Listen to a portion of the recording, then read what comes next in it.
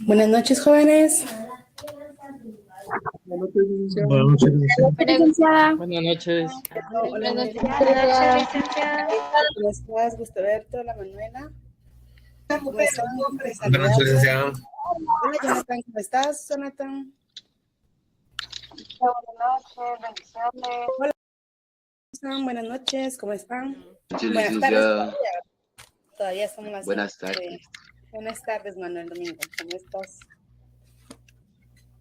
Qué bueno verlos el día de hoy. Igualmente. Gracias. Tenemos a 129 agregados a lo que es el usuario el día de hoy. Vamos a estar platicando sobre nuestro primer punto de clase. Recuérdense que ya dimos lineamientos la semana pasada, por lo cual no repetiremos dichos lineamientos porque ustedes ya lo tienen. Los que todavía no se han agregado al... Por favor, tal vez Junior me hace el favor, no veo a Junior todavía. Junior me hace el favor de ponerlo en el chat y obviamente así los que falten de adherirse a nuestro chat puedan darle clic y unirse al grupo. ¿Ok? Ok. Y entonces comenzamos. El tema de hoy vamos a hablar sobre lo que son los elementos.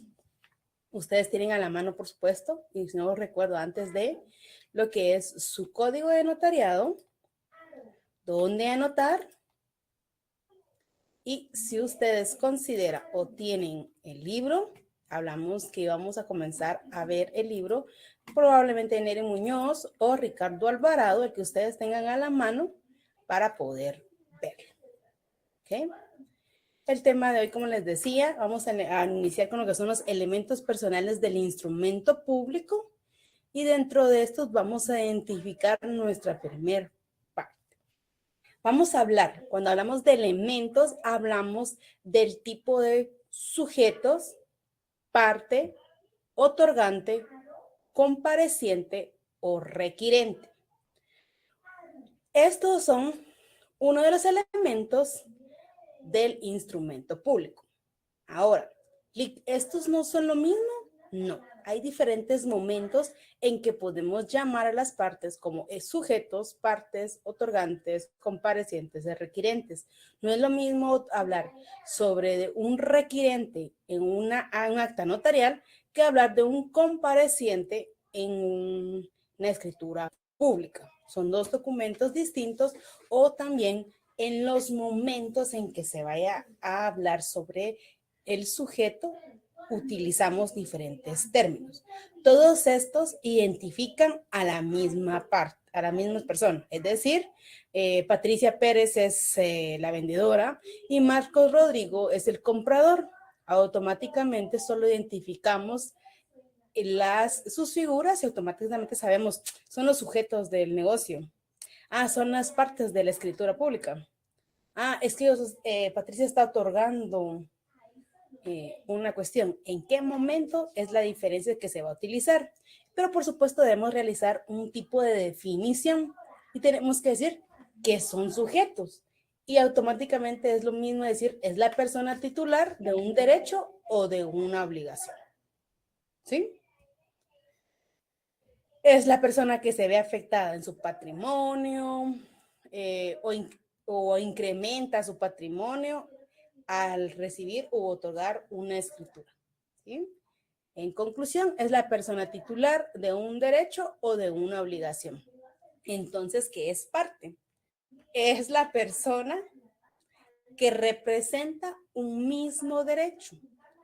Porque, por ejemplo, una compraventa que acabamos de decir, probablemente esté Patricia Pérez y Xiomara Elizabeth como vendedoras y Marco Rodríguez solo como comprador. Entonces, las partes pudieran identificar a una o dos o más personas que representen un mismo derecho. ¿Sí? Ahora vámonos al tema de otorgantes. Otorgantes, no me van a decir, eso es lo mismo. ¿Quién es el que otorga? Es el que otorga o la parte que contrata o en un documento. Podemos utilizar un ejemplo, aprovechen ahí los fundamentos, los artículos, pueden comenzar a ver sus artículos, ver artículo 29, inciso 12, poco a poco lo vamos a ir desarrollando, vamos a ver este artículo, pero recuerden dice que es la persona que da su consentimiento, ya sea en nombre propio o en representación de una persona individual o jurídica. Regresemos. ¿Qué artículo, licenciada, perdón? ¿Perdón, me decías? ¿Qué artículo? Artículo 29, inciso 12. Ahí lo vamos a ir viendo poco a poco. ¿Sí? Bueno, entonces hablemos de la cuarta figura. Compareciente. Este es, en la doctrina lo van a escuchar mucho también como concurrente. Es el que requiere al notario. O son los que intervienen en el instrumento público. Si quieren, anote ahí para que vayamos viendo más adelante la diferencia. Artículo también 29, pero el inciso tercero. ¿Sí? Y repitamos, compareciente, también llamado concurrente, ese que requiere al notario y o son las personas que intervienen en un instrumento público. ¿Sí? Ahora vámonos al quinto. Requirente. Requirente es quien solicita la intervención del notario para que éste realice un documento o haga realizar o haga constar un hecho. Repito, el requirente es quien solicita la intervención del notario para que realice un documento o haga constar un hecho.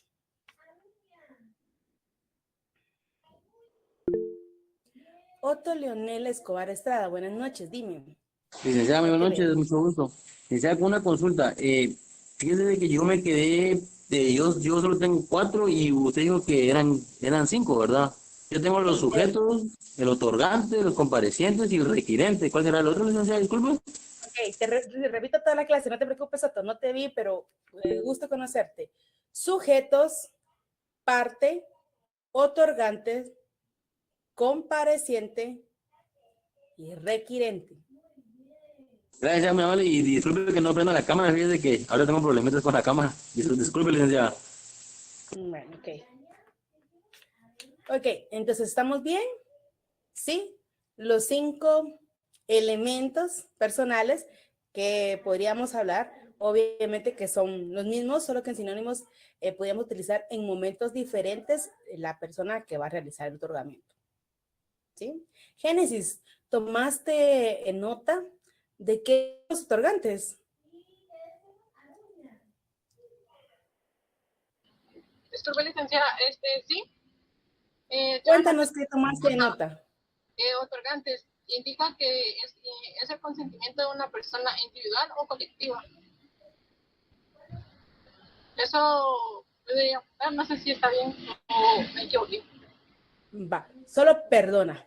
¿Podría Ajá. ser muy amable a repetirlo por un de sonido? No te escuché muy bien, perdón. Bueno, dice otorgantes. Ahí sí se me puede escuchar, no sé. ¿Sí? Sí. ¿Escuché Dice bien? consentimiento de una persona individual o colectiva. Ok, entonces solo para realizar tu definición puedes poner es quien otorga, es decir, contrata la realización de un documento o como una definición puedes utilizar la persona que da su consentimiento, ya sea en nombre propio o en representación de una persona individual o jurídica. Recuerden su clase de Derecho Civil. Individual. Muchas gracias, licenciada. Para servirte. Vamos a ver Josué Lancerio, creo que este apellido lo estoy pronunciando mal. Buenas noches, ¿cómo estás? ¿Qué tal, licenciada? Mucho gusto. Mucho gusto saludarte. Estás en el trabajo todavía, veo, ¿verdad? Sí, es que ahorita cabal me levanté. Bueno, ok, estás poniendo atención, qué gusto. Vamos a ver con alguien más. Ángel Gabriel Pérez, camisa verde, ¿cómo estás, Ángel? Buenas noches.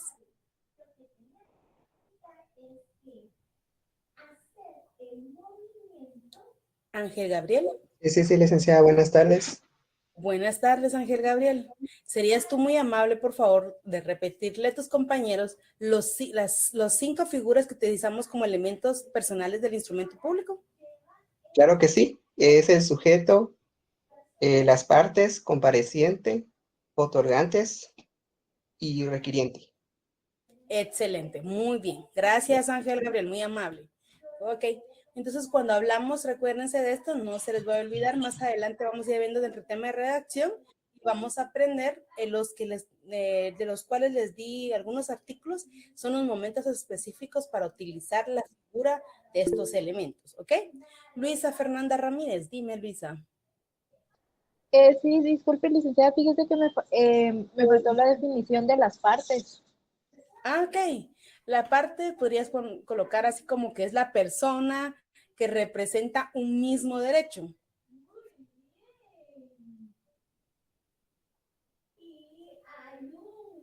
Es decir, la persona o las personas que representan un mismo derecho, para que sea un poco más amplio. Gracias, licenciada. Para servirte. José Pablo Cotón, dime, José Pablo, buenas noches. Buenas noches. Disculpe, a mí me hizo falta la de los sujetos. Es que estaba sacando todo, entonces no lo puedo apuntar.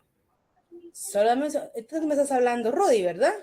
Ah, Sí, sí, perdón, sí. no había visto tu nombre completo, me aparecía solo José Pablo, perdón.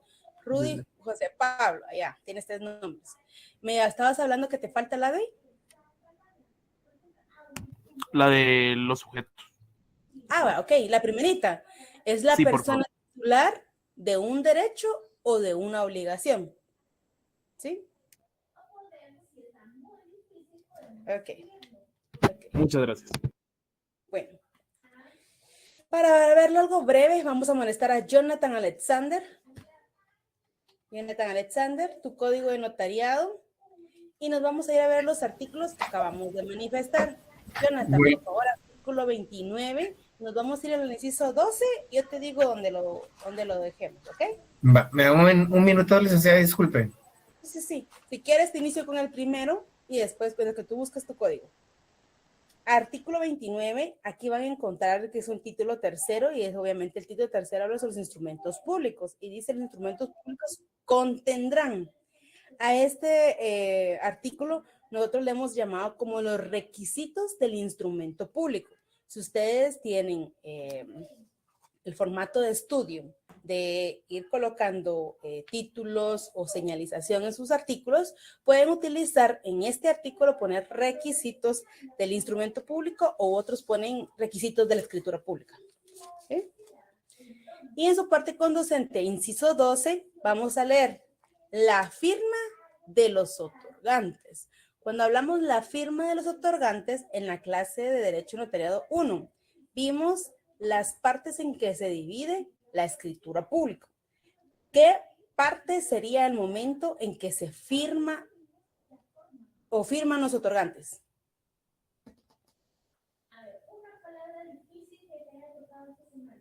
Listo, licenciada, disculpe. Ok, Jonathan, ahora te doy la palabra. ¿Alguien se recuerda en las 3 partes que dividimos la escritura pública y dentro de esta tercera? Sería el cierre, ¿no? Excelente, muchas gracias, muy amable. Ahí estamos. Así es, en el cierre se realiza lo que son el momento en el cual se realiza la firma de los otorgantes. Y entonces el momento en que se le llama otorgantes es en el momento que realizan o plasman la firma en el instrumento. ¿Sí? Veamos el artículo 12, por favor, Jonathan.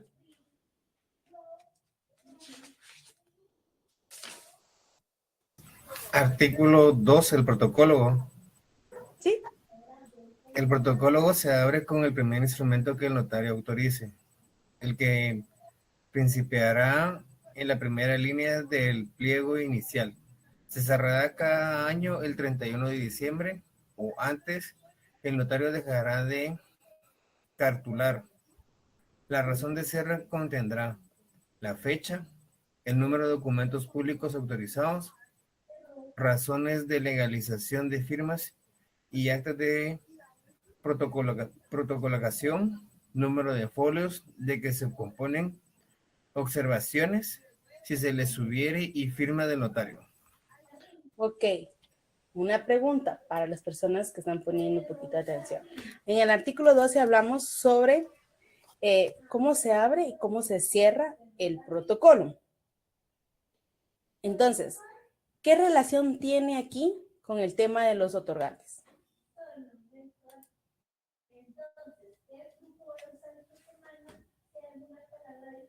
La dejo en el tintero, más adelante la vamos a resolver. Sandra Yadira, dime. Buenas tardes, licenciada. Yo lo que veo es que los otorgantes son los que, es como cuando se inicia, así como en el artículo 12. Ujú. Y también creo que ellos son los que cierran o hacen pues, todos los lineamientos para cerrarlo y abrirlo. Ok. Eso es lo que Bien. entendí. Ok, Sandra Yadira, para ampliar tu respuesta y puedas resolver unas dudas. ¿Quién abre el protocolo entonces?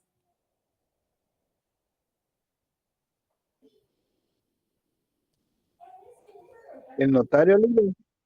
¿Lo habla el Así es, notario? el notario. El notario es el que, a través de las funciones notariales, realiza la función de elaborar el primer instrumento, por lo cual el notario es el que abre el protocolo al redactar el primer instrumento. ¿Quién cierra el protocolo entonces, Sandra Yadira? El notario también. Así es, Sandra Yadira. Cierra el protocolo el notario. Recuérdate que está encargado de realizar todo lo que es la elaboración de los instrumentos, y el cierre es una de las obligaciones que se tiene como notario a realizar. Obviamente, imagino que tú primero viste las formas de cerrar el protocolo, es decir, rapidito, haciendo el 31 de diciembre de cada año por ocupar un puesto o por ausentarse más de un año del país. Entonces, automáticamente sabe las circunstancias en los momentos en que se realiza el cierre de protocolo. ¿Sí? Va. Más adelante se las voy a resolver. Vamos adelante. Por favor, Jonathan, inciso 29, perdón, artículo 29, inciso tercero.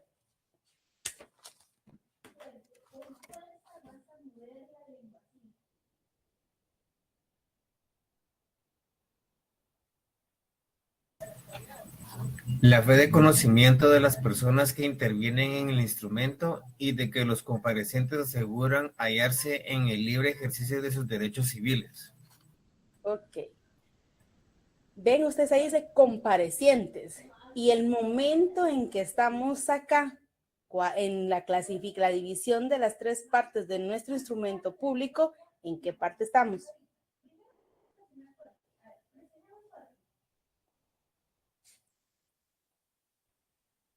Catherine Gabriela, dime tú.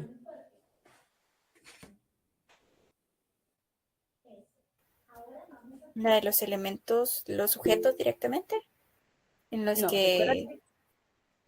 Recuérdate, Catherine, de que la escritura pública se divide en tres.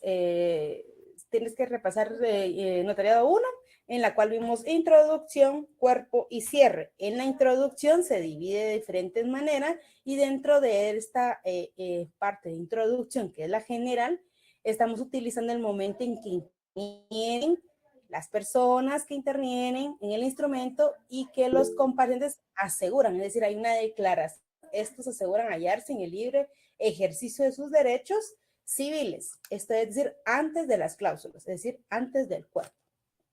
¿Sí? Ok. Entonces, comparecientes. En la parte introductoria, podemos utilizar la palabra comparecientes. ¿Sí? Bueno. Vamos a ver otro tema. ¿Alguien tiene una duda sobre los elementos personales?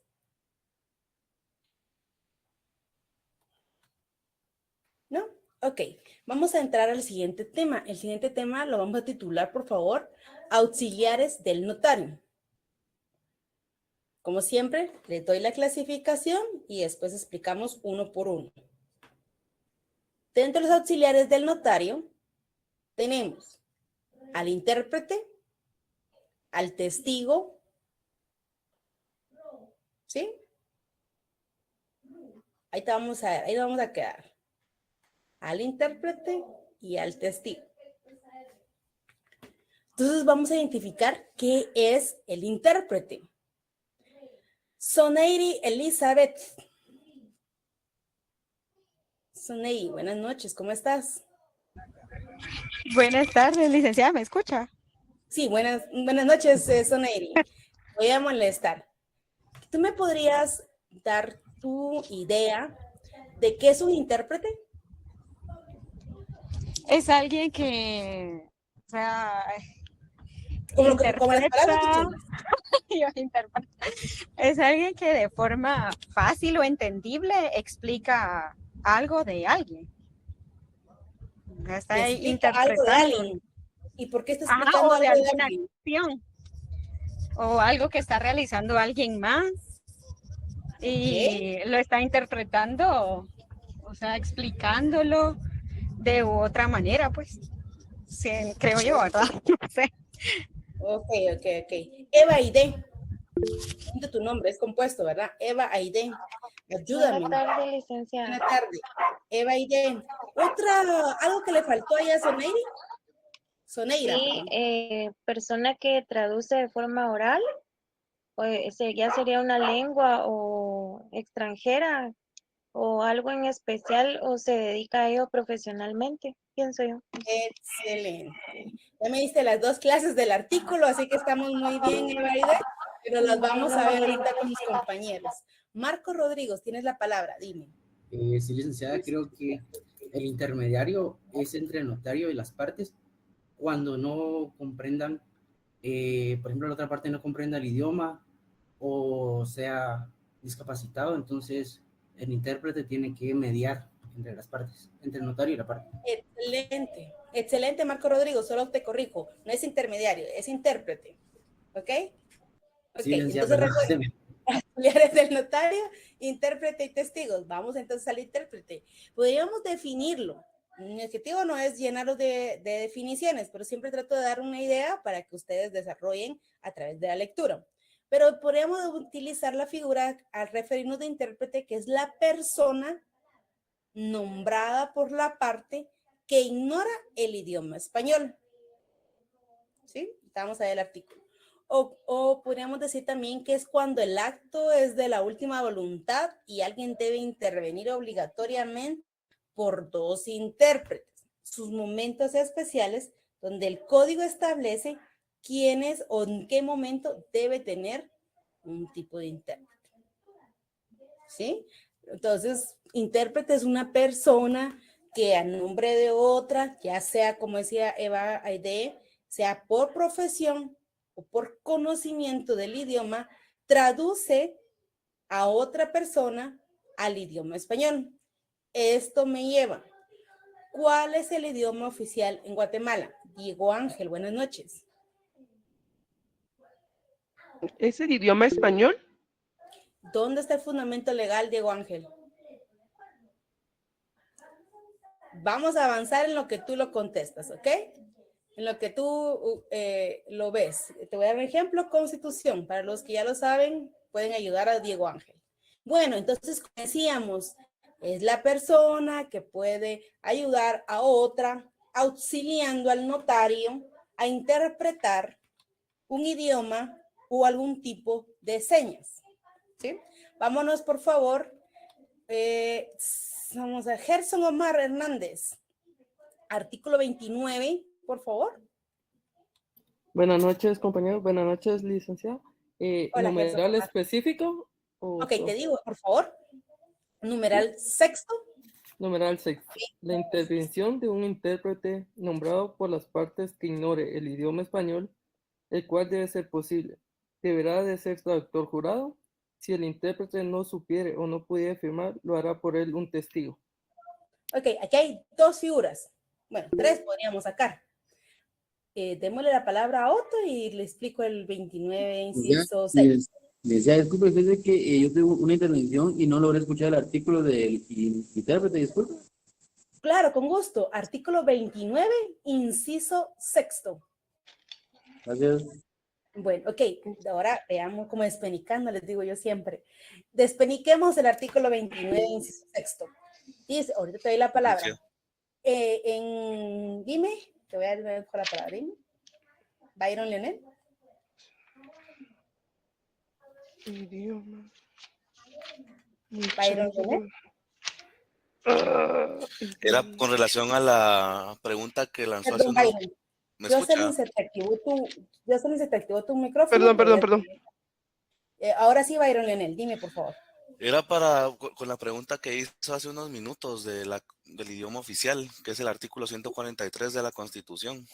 Solo danos la lectura, que estamos en artículos, aprovechemos a leer. Así nos va quedando. Nos dice el artículo 143, idioma oficial. El idioma oficial de Guatemala es el español. Las lenguas vernáculas forman parte del patrimonio cultural de la nación. Excelente, Byron. Muchas gracias, Diego Ángel. ¿Ya anotaste? Y todos los demás, por supuesto, ¿va? Utilizo a alguien para ejemplo, pero todos los demás vamos anotando por conocimiento. Ok, gracias, Byron. Te lo agradezco bastante. Byron Leonel Cordón, ¿verdad? Ok, sigamos, por favor. Les hablaba respecto a la forma o que deberíamos interpretar el artículo 29, inciso sexto. Aquí estamos hablando del intérprete. Dice, la intervención de un intérprete nombrado por la parte que ignore el idioma español. En Guatemala, como lo dice en la Constitución, somos una multicultural es multilingüe, etcétera, etcétera, etcétera. Entonces podríamos utilizar la figura en que llegue una persona, ejemplo de Huehuetenango, y viene a la capital, le va a vender a Ana María Titsoy Mica lo que es una propiedad, pero esta persona solo habla man. Podemos utilizar la figura de un intérprete del idioma. Recuérdense que ya hay un acuerdo gubernativo en el cual, se os voy a dar el número, en el cual establece las formas en que pudiera validarse para poder ser un intérprete ya autorizado en varias lenguas.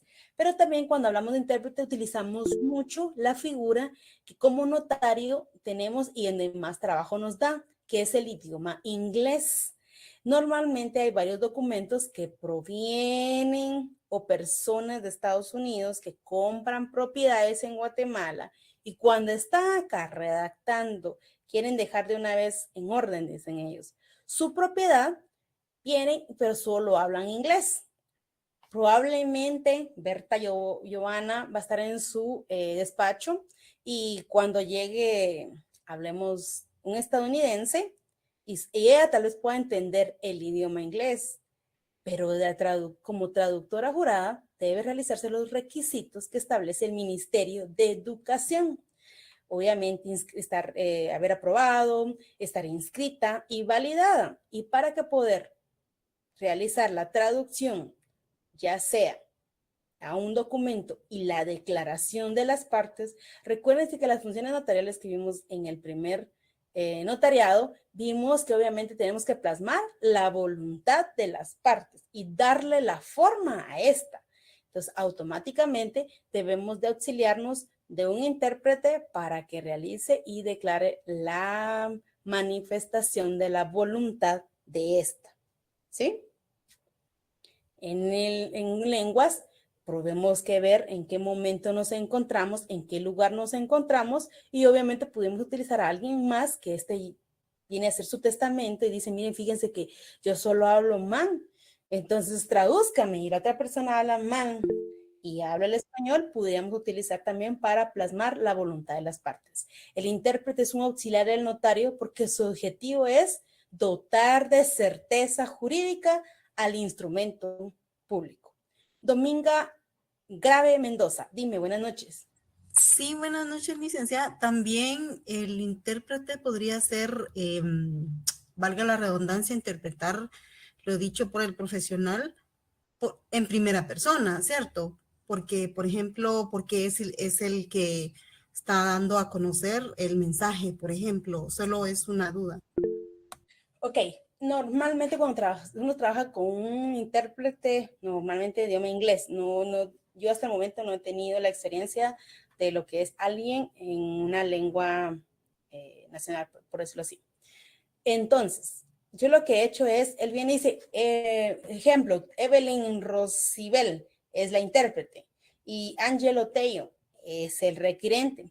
Viene y me dice, Evelyn, Don Ángelo manifiesta que él quiere otorgar esta escritura porque quiere venderle a Ingrid Lisbeth.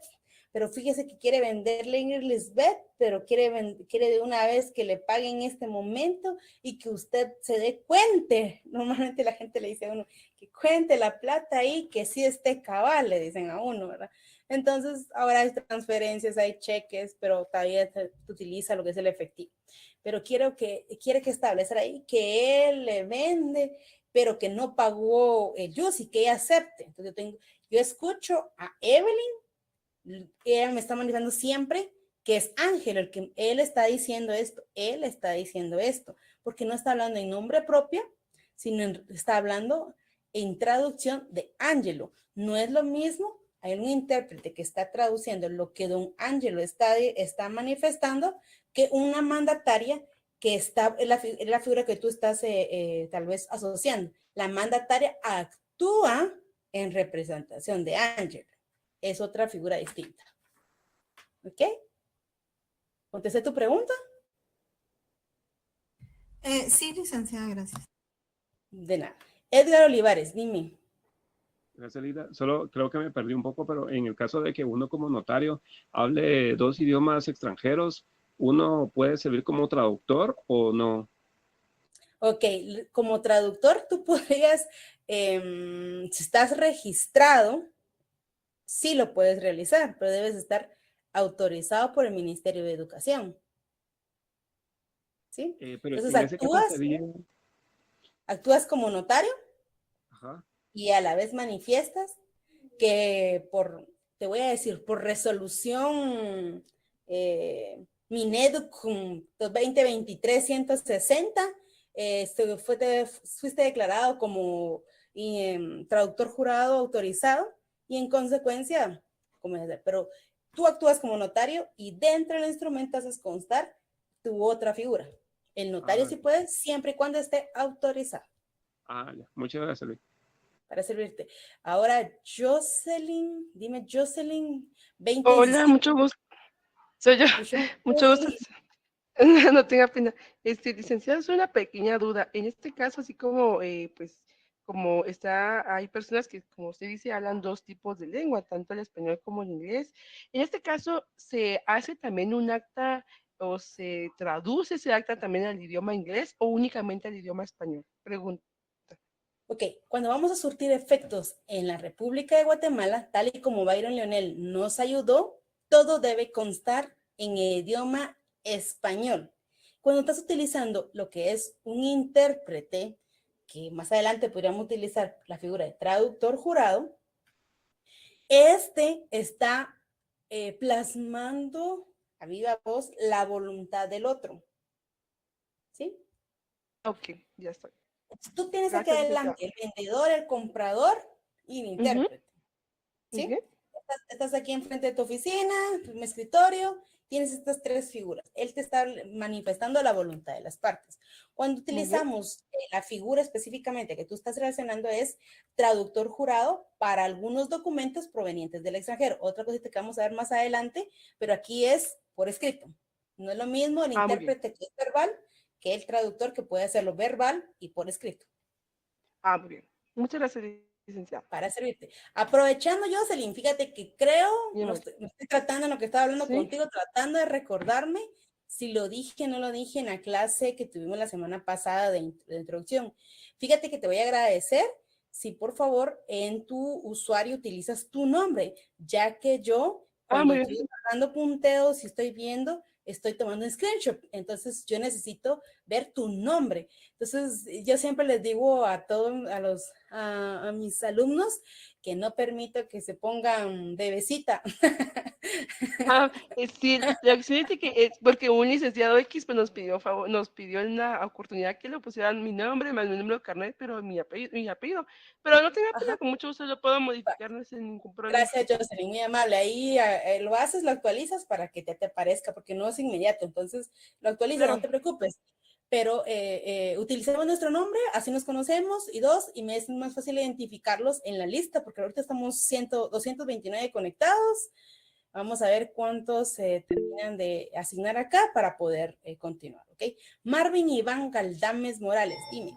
Hola Lita, buenas tardes. Buenas tardes. Con una duda. En el caso de que, por ejemplo, las dos partes fuera, por ejemplo, una de acá de Guatemala y una del extranjero, pero ambas se entienden, ¿es siempre un requisito que haya un traductor o ellos sí se pueden sentar a negociar, digámoslo así, si en el caso del de Estados Unidos medio mastica el español y el de acá medio mastica el inglés? No sé si es obligatorio que haya un traductor o si ellos entienden puede ser únicamente entre ellos dos y el notario, perdón. Estás hablando de las partes, tú me estás Así hablando es. del comprador y del vendedor. Ellos Así se es. entienden, van negociando y se ponen de acuerdo. Y él Ujú. dice, él dijo y todo. Bueno, Ajá. yo te diría que como tú estás buscando la seguridad jurídica del instrumento y obviamente el objetivo es otorgar certeza a toda la negociación. Yo te diría que lo mejor y lo correcto, en la práctica es una cosa y lo que es legal es otra cosa. Te voy a contestar legalmente. Legalmente Ok. tú tienes que recibir y recepcionar la voluntad de tu cliente directamente de este. No te dice que solo 50,000. Ah, pero eran dólares y te dice que el otro te dice quetzales y ya firmaron y ya se otorgó la escritura. Tú tienes que estar muy seguro de que la voluntad de las partes se está cumpliendo en todo momento y recuérdate que si tú sabes que él no habla el idioma español, tu obligación en base a este artículo es solicitar la ayuda de un intérprete. No puedes presumir de lo que el otro te está diciendo es lo correcto. ¿Sí? Tú solo elaboras, tú plasmas la voluntad, moldeas el documento, pero no así tomas decisión por este. Recuérdate que también está la figura de asesoría ante el instrumento, pero tú asesoras, pero tú no decides. Entonces es muy importante que sí el intérprete conste cuando este no sabe hablar el idioma oficial de Guatemala. ¿Ok? Dice, es decir, preferible que sea traductor. Ya vimos con tu compañerita que más adelante vamos a ver la figura de traductor jurado, que normalmente la utilizamos para cosas en escrito. Y aquí viene otra parte de este artículo que es un poco, ¿por qué más tienes que saber tú que este intérprete debe tener conocimiento? Porque fíjate que lo haces comparecer. Compareces a la compradora, a la vendedora, al intérprete del idioma mamá, estamos utilizando el ejemplo ahorita, y este firma el instrumento público, es decir, también cuenta una responsabilidad dentro del instrumento público. Pero ¿qué pasa? Y aquí ponen el ejemplo, dice, si el intérprete no supiere o no puede firmar, viene otra persona más, es un testigo. Es decir, hay clases de testigos, ahorita vamos a comenzar a ver, aquí es un testigo a ruego que automáticamente comparece todavía otra vez a favor del intérprete, porque este no puede firmar. Son figuras, ahorita cuando estamos hablando de los elementos y los auxiliares, vemos muchos nombres y nos imaginamos la misma persona. Tenemos que comenzar a ver que dentro del negocio pueden comparecer muchas personas más. Doy la palabra a Manuel Domingo. Dime, Manuel, voy con el resto. Muy buenas noches o tardes, licenciada. Una consulta. Cuando un notario está realizando algún documento, por ejemplo, con un cliente del extranjero, si el cliente necesita que el documento se le envíe, pero que sea traducido, ¿el notario lo puede realizar aquí? O... Tú vienes y haces un documento en idioma español, pero va a surtir efectos en Estados Unidos, por lo que entiendo. Por lo cual necesitas realizar todas las fases de ley. Primero, haces el documento. Lo remites al traductor. El traductor viene, vamos a ver eso, la última clase que ahora tengo programada, viene el traductor, el cual está inscrito en Mineduc, hace la traducción al idioma inglés. Después del idioma inglés, viene tú, llevas su firma al Ministerio de Educación para la autenticidad de su firma. No del contenido del documento, sino autenticidad de su firma. Luego de esto, realizas todo lo que es el apostillado para remitirlo a donde va a surtir efectos. Entonces, tienes que ver específicamente si va a surtir efectos en Guatemala o va a surtir efectos en Estados Unidos. No es lo mismo un documento que venga de allá para acá que uno de aquí para allá. ¿Sí, Manuel Domingo? ¿Contesté? Sí, Ligda, gracias. Muy amable. ¿Te causa una duda de la que te digo? No, licenciada. Ok, María Fernanda Álvarez Rosales. Buenas tardes, licenciada. Aún no me queda claro. Por ejemplo, yo trabajo una escritura para una persona hablante del idioma quiché y hago uso del traductor. Pero la otra parte sí habla español correctamente. La pregunta es, ¿el documento tiene que quedar solo en español? O si, en dado caso, ¿verdad? La parte hablante del idioma quiché pide que se le traduzca a quiché, ¿esto se puede hacer o no? No, el documento debe ser en idioma español. El traductor, o el intérprete te va a servir para que él te declare la voluntad y después recuérdate que está la figura en el cierre donde tú le das lectura íntegra al instrumento. A través del intérprete, traduce, pensemos en el vendedor para darle la figura. Al vendedor le traduce todo lo plasmado en el instrumento. ¿Sí?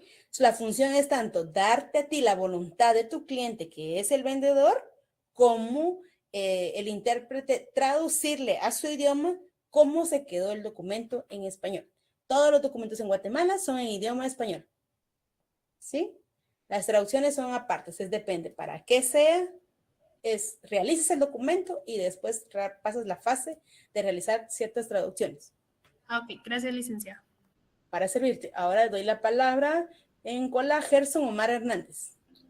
Licenciada, con una consulta. En el caso de que nos venga un documento proveniente del extranjero, ¿verdad? Que en este caso sea todo el documento en inglés y necesitamos que surta efecto aquí en Guatemala, lo vamos con el traductor y en la escritura comparece el traductor o no necesariamente. Ahí no me quedó muy claro. Tiene un documento proveniente del extranjero con todo su apostillado, llega a tu oficina. Tienes tú, recibes el documento y para que surtas efectos, automáticamente realizas lo que es la traducción. Vas al traductor, este traductor realiza, te pasa al idioma español, te lo certifica o autoriza, creo que es la palabra correcta para ellos, lo autoriza y tú vienes a protocolizarlo en tu protocolo para que puedas inscribirlo en el archivo general de protocolos y automáticamente puedas surtir efectos a lo que viene. Pensemos de un mandato porque no es práctico pensar, ¿sí? Un mandato. Este es el procedimiento que se hace en un documento proveniente del extranjero, de allá para acá. ¿Sí? Gracias, Lic. Ahora sí, Ethel Galeano. Hola, licenciada, buenas noches. Buenas Fíjese noches. que me quedó muy claro. ¿A qué ministerio debemos llevar a autenticar la firma del traductor? Ok, cuando veamos todos los pasos de ley, no te preocupes, vas a ir viendo cada uno de los pasos, pero te contesto para que comencemos a ver para dónde. Mira, pues, el traductor lo llevas al Ministerio de Educación. Ok. Ahí te autentican la firma del traductor. Ajá. Gracias, licenciada. Ok. Cristian Renato. Buenas noches, Cristian. Hola, ¿qué tal? Muy buenas noches, Liga. Solamente para darle fundamento legal de lo que estaba hablando, los documentos provenientes del extranjero, se encuentra el artículo 37 de la Ley del Organismo Judicial, al artículo 40. Correcto. Muchas gracias, Liga. Gracias, Cristian Renato. Te agradezco bastante. Me fascina que estemos usando uso de manejo de códigos, uso de libros, lo que sea. Toda participación es bienvenida. Ok. ¿Entendimos la figura del intérprete? Nos avanzamos hasta un poquito más, nos fuimos al traductor, nos fuimos a todos, pero entendimos quién es el intérprete. tanto esta persona que nos auxilia como notarios para entender la voluntad de nuestro cliente, pero también que traslada lo plasmado en el documento previo a la firma. Y dicho intérprete también comparece en la escritura pública porque obviamente tiene un grado de responsabilidad en todo lo que es la traducción, ¿ok? ¿Sí? Ok, va, pues, sigamos pues. Hablemos del siguiente, hablemos del testigo. Cuando hablamos de testigo, vamos a utilizar que son las personas que intervienen en materia notarial y deben contar con algunas calidades. Y vamos a apuntar que el testigo debe contar con las siguientes calidades: silvemente capaz, idóneos, esto es, conocidos por el notario o, si no los conociere, identificarlos por los medios legales. ¿Sí? Repitamos. Testigos son las personas que intervienen en el asunto notarial y deben contar con ciertas calidades. Las calidades son civilmente capaz, idóneos, conocidos por el notario o debe identificarlos por los medios legales. Luisa Fernanda, ¿por qué medio legal debe identificar el notario al testigo?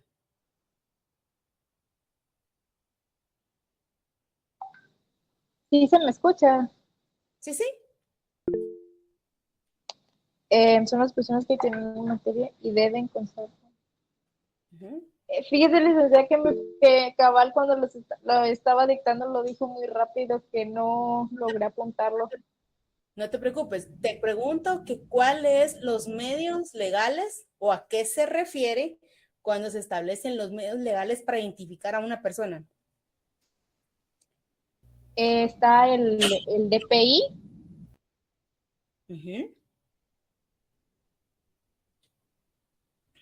Ok. Así es, también como lo estoy viendo. ¿Pasaporte podría ser, licenciada? Exactamente, así que tal y como lo dice y en el chat Ingrid, Génesis, Edgar, Jairo, y como lo está diciendo Etelitú, recuérdate que todo el documento de identificación personal es el DPI para los guatemaltecos y para un extranjero es el pasaporte, ¿ok? O el ID, toda la documentación. Yo a los extranjeros les pido todo lo que tengan a la mano para identificarlos, aunque de todos los medios posibles. ¿Ok?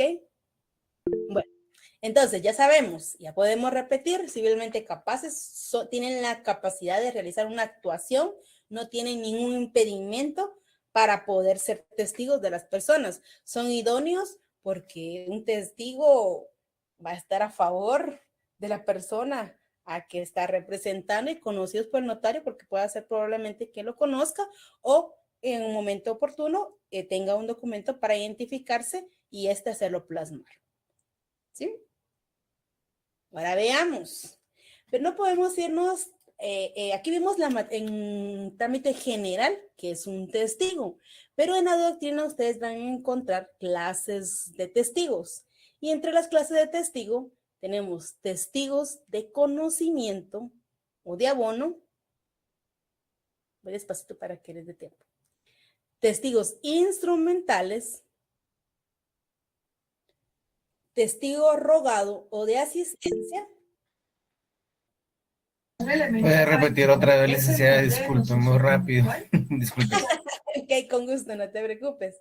Repito, las clases de testigo tenemos a testigos de conocimiento o también llamados de abono.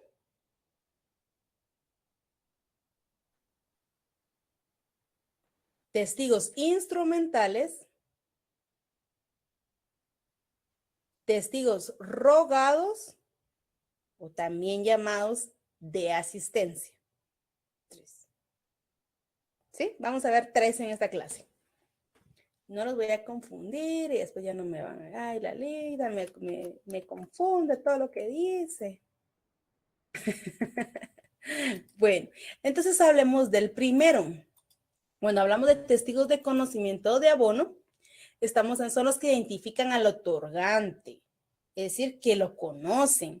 que pueden identificar y que pueden ser conocidos como el notario, tal y como lo dice el artículo 29, inciso 4. ¿Sí? Son las personas que identifican el otorgante, son conocidos o pueden identificar a la persona que se trata. Byron Leonel Cordón Salazar, dime. Ahí me surge una duda, licenciada, disculpe. Dime. Porque el artículo 52 del Código Notariado nos dice que los testigos deben ser civilmente capaces, idóneos y conocidos por el notario. Es aquí donde encajan los testigos de conocimiento de abono.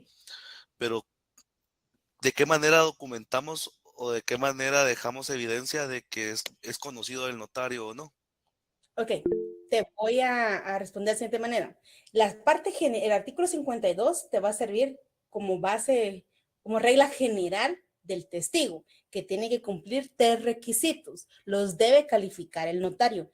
Tiene que ser civilmente capaz, idóneos y conocidos por el notario o por identificarse por medios legales. Ejemplo, Byron Leonel, estás tú como notario y necesitas, les voy a contar la práctica, ¿va? Y uno está en el momento y se da cuenta que necesita un testigo. Que hace normalmente uno cuando es así de emergencia.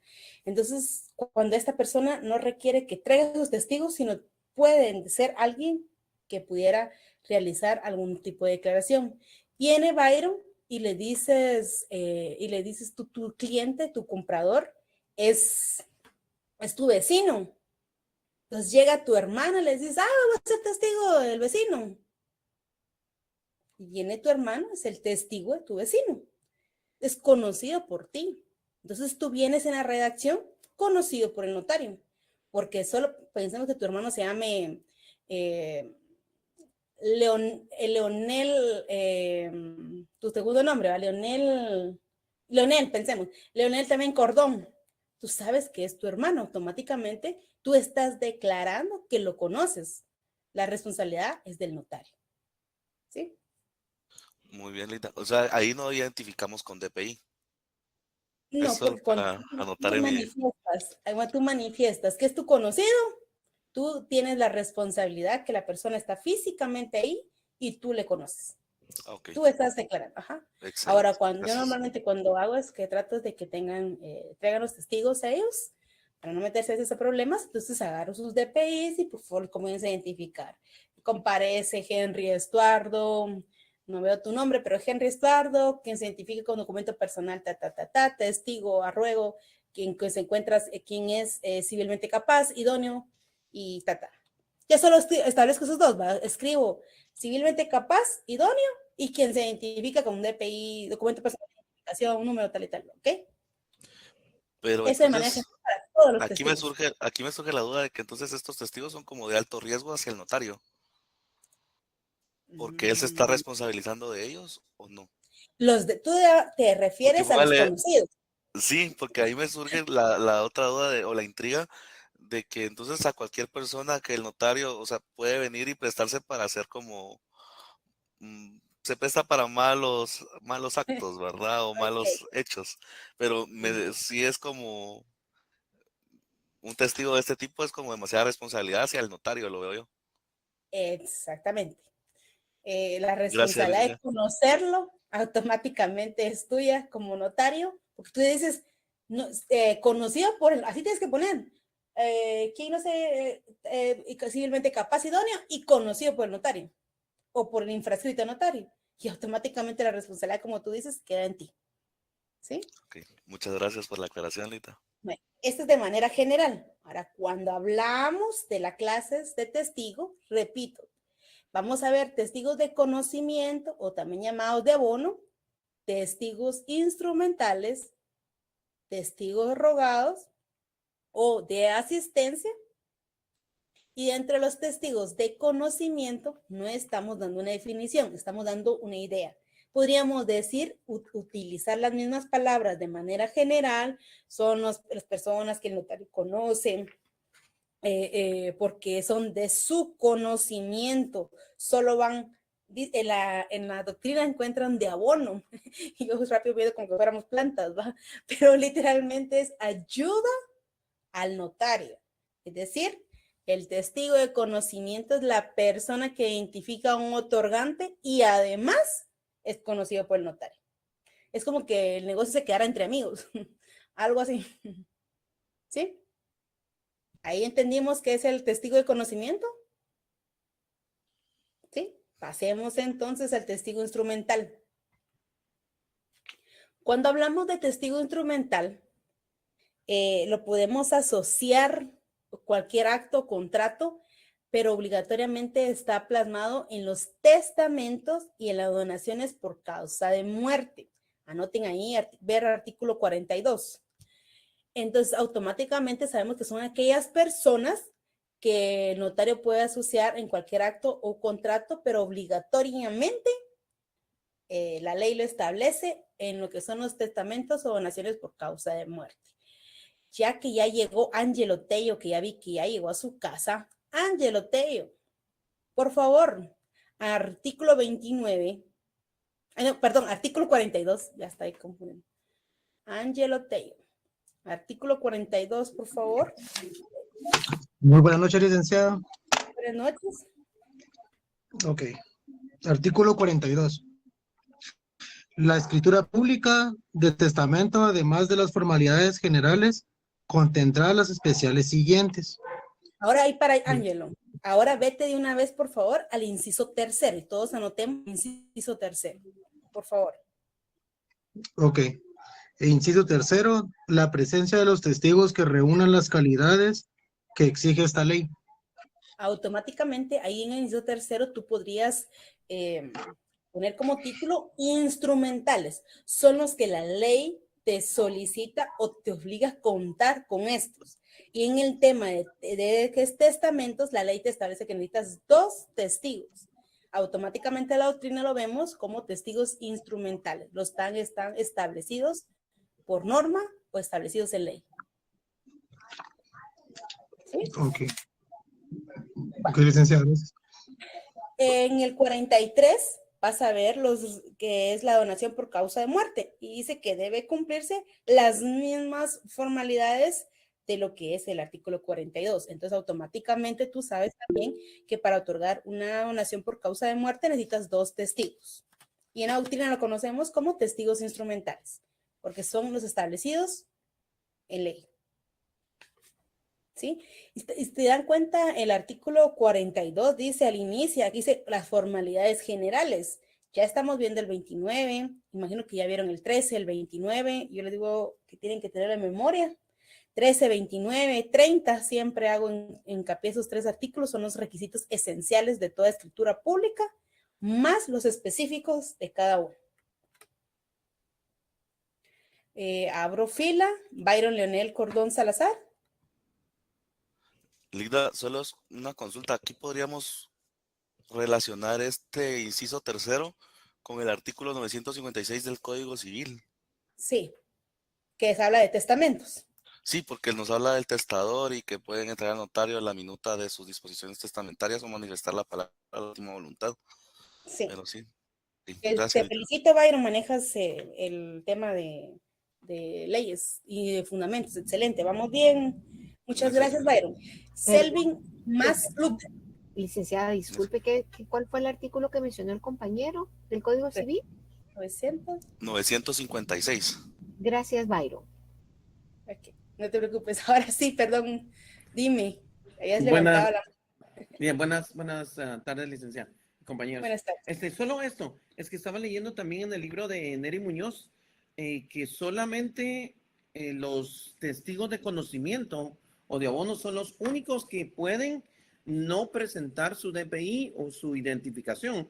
La razón es porque él los conoce, ¿verdad? Y como usted dice, ellos abonan, pero los otros 2 sí tienen que tener esa identificación, ¿verdad? Automáticamente. Todos los demás testigos siempre vas a calificar que sean civilmente capaz, idóneos y obviamente se puedan identificar. Si, ejemplo, estás redactando un testamento, que yo les aconsejaría nunca hacerlo de esta manera, yo siempre pido que traigan sus 2 testigos, siempre, siempre, siempre, por la seguridad del documento y por, no es el momento, sino es posterior a la lectura en el momento del fallecimiento de las personas, ¿verdad? dice, mire, licenciada, traigo mis 2 testigos. Y cuando yo miro, es mi mejor amiga. Es conocida por el notario. Yo puedo tomar la decisión y poner reconocimiento por el notario. Porque estos son requisitos generales de todos los testigos. Pero cuando estamos hablando de los testigos instrumentales, estos testigos quieren dotar a lo que es el testamento de una seguridad, porque ustedes recuérdense que ahí el testamento es muy importante para establecer si se deja intestado o testado algunas propiedades, por lo cual yo siempre aconsejo que cuando hagan testamentos o donaciones por causa de muerte, lo hagan identificando al testigo. Yo ahora en la práctica he aprendido a identificar a todos.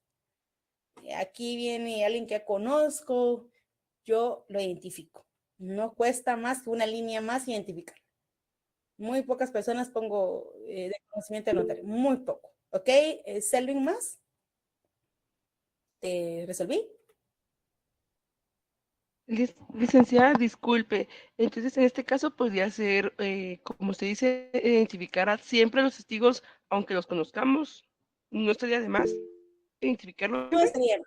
No estaría mal. La palabra correcta, Jocelyn, no estaría de más identificarlos aunque los conozca. Yo utilizo ese método, pero ustedes van a estar en el momento realizando el documento y ustedes van a tomar sus propias decisiones, pero mi consejo, la ley les da 2 maneras, establecer que sean de conocimiento o identificarlos. Mi consejo es que siempre los identifiquen. ¿Ok? Muchísimas gracias. Luisa Fernanda Ramírez Rivas, dime. Esa parte de la identificación está también en el artículo 29, ¿verdad? En el inciso 4. Sí, ahí más arriba, siempre en la introducción, exactamente. Recuérdate que los testigos vas a identificarlos en la parte de introducción. Es por eso que están en el inciso 4. Ahorita lo vamos a ver, ¿ok? Junior, dime Junior. Ya solo miro tu nombre, ya sé que eres tú. Junior, dime.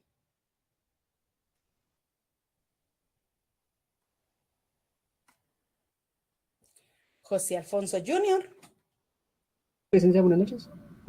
Buenas noches, ahorita sí te escuchamos. Ahí está. Que disculpe, yo tengo una duda con respecto a la identificación de testigos. Cuando hablábamos de los intérpretes, también hay que identificarlos, ¿verdad? Pero dice el artículo que si estos no saben leer, no saben firmar, lo harán por ellos 2 testigos. Entonces, estos testigos también que podrían firmar por el intérprete, también tienen que identificarse en el instrumento. Sí. Gracias. Nos volvemos en la parte introductoria se vuelve grande, ¿verdad? Ya van por dónde va a ir su examen en la parte de introducción, porque va a haber tanto contenido, ¿eh? Una hoja se van a llevar ahí, son la parte de introducción. Ok, entonces así es, Junior. Si el intérprete, ahí sí que es intérprete, pero no sabe firmar, automáticamente te auxilias de lo que es un testigo a ruego, que es el siguiente que vamos a ver, y es un testigo a ruego, y este firma a ruego de lo que es el intérprete, no así del comprador, pensemos, ¿va? El comprador firma. Además, se auxilia de un intérprete, y el intérprete se auxilia de un testigo a ruego. Ahora, el testigo a ruego lo vamos a ver ahorita, pero este no va dentro de la parte de introducción, sino va en el cierre, su redacción y su identificación. Ahorita lo vamos a ver, ¿ok, Junior? Ok, Byron Lenel Cordón, dime. ¿Tienes apagado tu audio? Gracias. Era solo para consultar, o sea, este testigo a ruego viene siendo como un testigo híbrido, ¿no? O como un testigo que funciona según la necesidad que se vaya dando en el instrumento. Funciona la necesidad. Ahorita vamos a ver el testigo a ruego. Es la necesidad, ahí automáticamente. Es porque siempre va a comparecer porque alguien más no puede firmar. ¿Sí? Okay.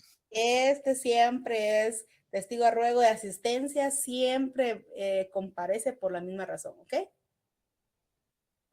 Sí. Bueno, entonces terminemos con el instrumental. Ya sabemos que este se puede asociar en cualquier acto o contrato y son los que se establece por ley. Y vimos ya los ejemplos del testamento y las causas por donación de muerte. Puede haber otro por ahí en las cuales pudiéramos utilizar y tal y como tú lo decías, Byron, el artículo 52 siempre va a ir aparejado del artículo 51 que define todo lo que es el tema de testigos automáticamente. También lo podríamos ver en el artículo 44, inciso segundo, dice la presencia de dos testigos. Estamos hablando de las escrituras por donación de causa de muerte. El 43 y el 44 habla sobre esto y son los fundamentos legales de lo que son los testigos instrumentales.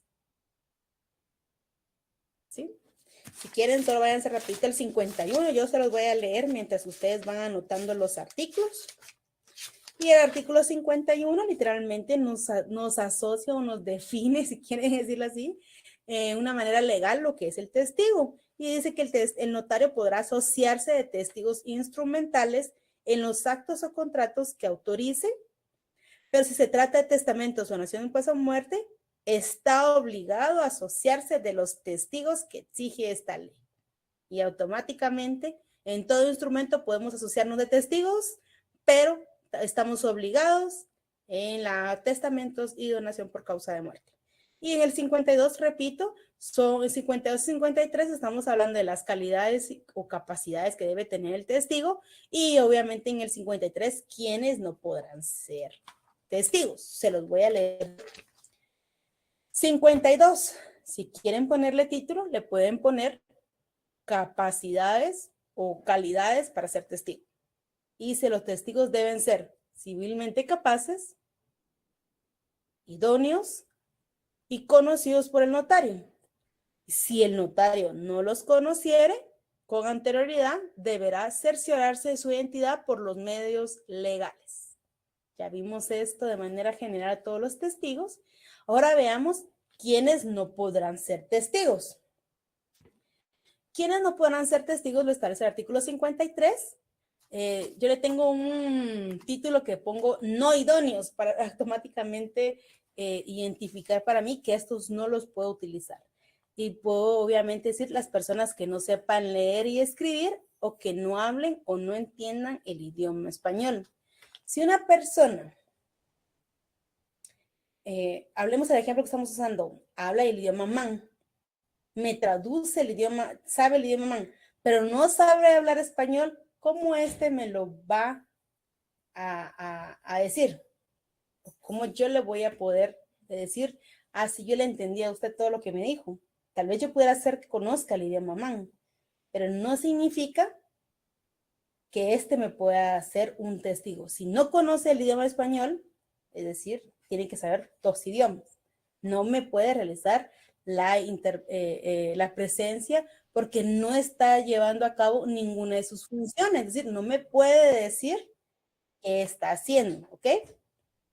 Es decir, la persona que no sepa leer y escribir porque automáticamente no va a tener la capacidad de manifestar la voluntad y plasmar, porque recuerden que los testigos son las personas que comparecen.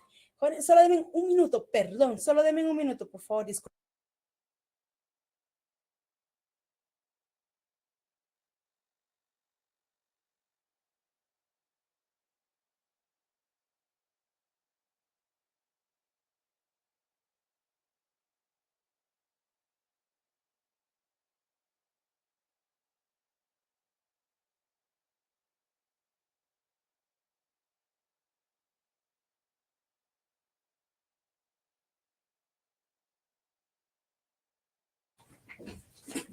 Perdón, jóvenes, disculpen. Estas personas para ser testigos deben saber leer, escribir y hablar el idioma español, ¿sí? No los vayan a confundir con los intérpretes. Repito, deben saber leer, escribir y entender. ¿Qué pasa si no sabe escribir? No, porque no firma, ¿va? No podría ser su testigo a ruego porque no podría firmar. Entonces necesitaríamos un testigo para el testigo. Entonces automáticamente debe tener todas estas capacidades. Debe leer, escribir y hablar el idioma español. ¿Ok? Las personas que tengan interés en el acto o contrato. ¿Qué pasa? Ejemplo, viene Ethel, trae su testigo y es, vamos a utilizar tu familia, Ethel, tu hijo, ¿verdad? Pero a tu hijo le conviene que tú le vendas a su socio. Tú le vas a vender una propiedad al socio de él. Entonces vienes tú y él tiene interés porque automáticamente al trasladar la propiedad hacia él o hacia la empresa de él, se beneficia a él de la sociedad que tiene. Automáticamente ahí, si tiene interés, no puede ser testigo. ¿Sí? Los sordos, mudos o ciegos, ahora en la práctica no se conocen así, ¿verdad? Personas con discapacidad auditiva, discapacidad visual o física, pero recuérdense que el código está creado muchísimo más antes y entonces aquí todavía lo llama como sordos, mudos o ciegos. Byron Leonel Cordón, dime. Lida, eso que acaba de mencionar usted, también está con el Código Civil, relacionado con el Código Civil, el artículo 957. Pero hay notarios que yo he visto que a esto les llaman testigos de lectura, porque son para personas con discapacidad, pero no sé si es correcto ese término. Mira, pues.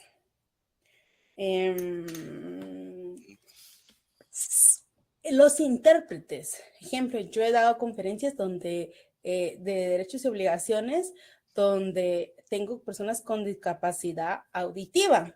Entonces, si me miran, entienden mi presentación y todo, pero necesito unirme de un intérprete para traducir todo lo que estoy hablando. Entonces, vengo yo y solicito al Comité Pro Ciegos y Sordos, que es donde más he utilizado yo, pero recuérdense que ya hay una escuela, porque ya está también, recuérdense que el Consejo Nacional de Discapacidad, que es CONADI, ya hay una ley que lo regula todo eso, entonces automáticamente la ley de discapacidad, automáticamente ustedes pueden verlo ahí y obviamente con estos te puedes auxiliar. Utilizar una figura de lectura cuando tú tienes los medios para tener a un testigo con todas las capacidades, yo lo veo así como que si contamos con las herramientas, utilizar las herramientas. Si no contamos con las herramientas, recuérdate que también el Código Civil en qué época está creado. Entonces, estos automáticamente han sido relegados por las actualizaciones recientes. Si es sordomudo o ciego y no está inscrito para realizar las traducciones, como tú dices, no sé exactamente, no sé cómo se llama esa figura de traductor de ellos, traductor de señas, le vamos a decir, pero no sé la figura exacta del nombre de ellos. Estos deberían no poder utilizarse más que los autorizados, porque ya hay normas que regulan los intérpretes. Hay escuelas de esto, y si ustedes también ven el tema de los que trabajan en el Estado, salen muchas actividades para estudiar lenguaje de señas, entonces, y poder tener lo que es el primer, el básico, el intermedio y el avanzado, y hasta realizar tu certificación. Entonces, tenemos herramientas para hacerlo. Eso es lo que diría yo. Me dio duda porque sí había escuchado que algunos notarios decían que utilizaban este tipo de testigos de lectura, entonces era... Fíjate que ellos tienen una gran capacidad. Tuvieras ahí sí que un sentido les hace falta, pero agudizan los demás.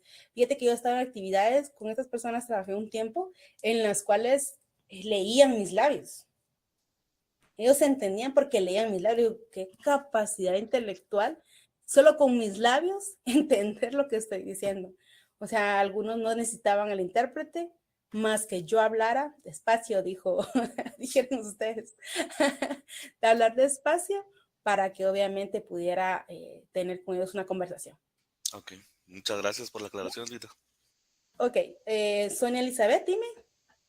Sí, licenciada, fíjese que yo sí tuve la oportunidad de estudiar el lenguaje de señas para las personas no oyentes, pero sí nos enseñaron que es un lenguaje no universal, porque puede cambiar de un municipio, de un departamento a otro, una seña, o por ejemplo la forma en que hablan, los modismos del lugar puede cambiar, es un lenguaje no universal. Exactamente, ahí sí que es como los idiomas en Guatemala, van un montón, una palabra en un idioma, en una lengua puede ser identificada de diferentes maneras, ¿verdad? Ok, gracias Sonia Elizabeth, te agradezco bastante. Entonces vamos al inciso cuarto, los parientes del notario, obviamente no puede ser aquí en este caso, no podría ser testigo un familiar dentro de los grados de ley. Recuérdense, Código Civil Parentesco, cuarto grado de consanguinidad y segundo de afinidad. ¿Sí? Y regresemos al quinto.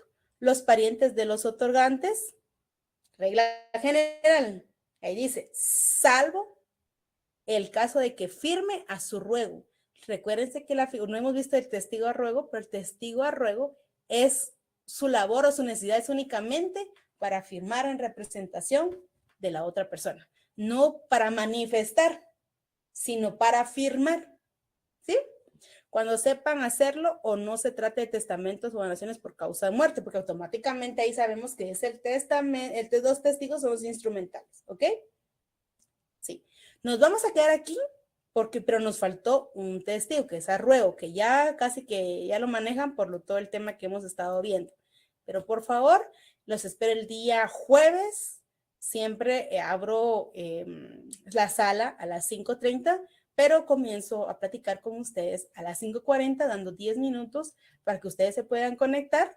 Obviamente, gracias a todos los que iban corriendo ahí para sus casas. Estuve viendo ahí, ejemplo, que iban caminando y todo en bus. Ahí vi algunos para camino a su casa para poder recibir la clase. Les agradezco bastante, que tengan una buena noche. Los veo el día jueves. Buenas noches, Linda. Buenas noches. Licenciada. Descansen. Buenas noches, Linda. Buenas noches, licenciada. Buenas noches, descansen todos. Adiós, que descanses, buenas noches.